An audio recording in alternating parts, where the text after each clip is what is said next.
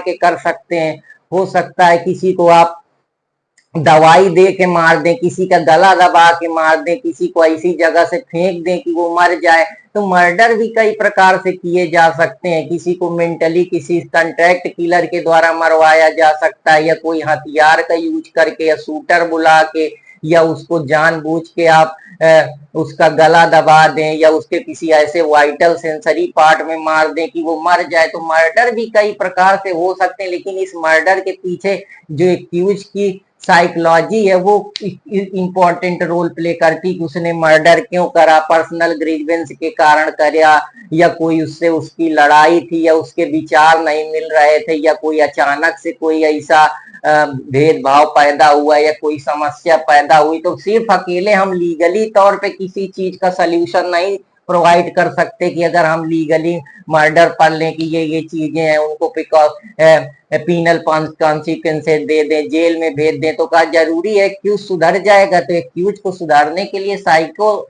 जो उसकी psychiatrics mind है कि वो ऐसा क्यों कर रहा है, उसके बारे में भी मैं बात करूंगा। लेकिन उससे पहले मैं आप लोगों को समझाने का प्रयास करता हूं कि सेक्शन अगर कोई भी अपराध करता है मर्डर से रिलेटेड, तो उसके लिए 302 में पनिशमेंट के बारे में दिया गया है।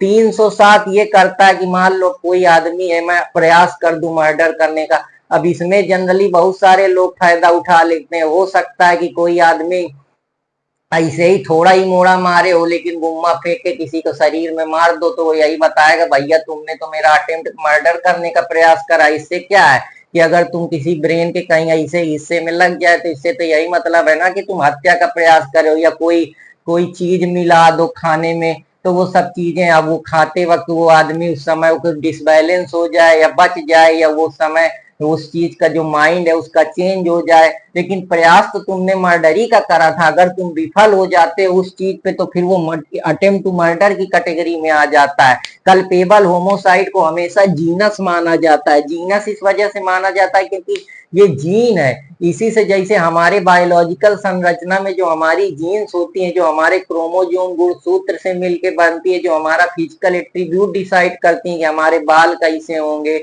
हमारे शरीर का कैसे विकास होगा, तो हम मोटे होंगे कि छोटे होंगे, गोरे होंगे, हमारे शरीर की जो पूरी डेवलपमेंट है वो कैसे होगी। In the same category culpable homicide, हम किसी मानव का वध कर रहे हैं, मानव तो हम किलिंग कर रहे हैं। तो ये जीन है जिसके जरिए उसी का एक पार्ट है छोटा कि उस मानव वध में हो सकता है मर्डर भी हम किसी का कर दें, तो इसीलिए हम इसको स्पीशीज की कैटेगरी में रख रहे हैं। तो आशा कर रहा हूं कि आप लोगों को ये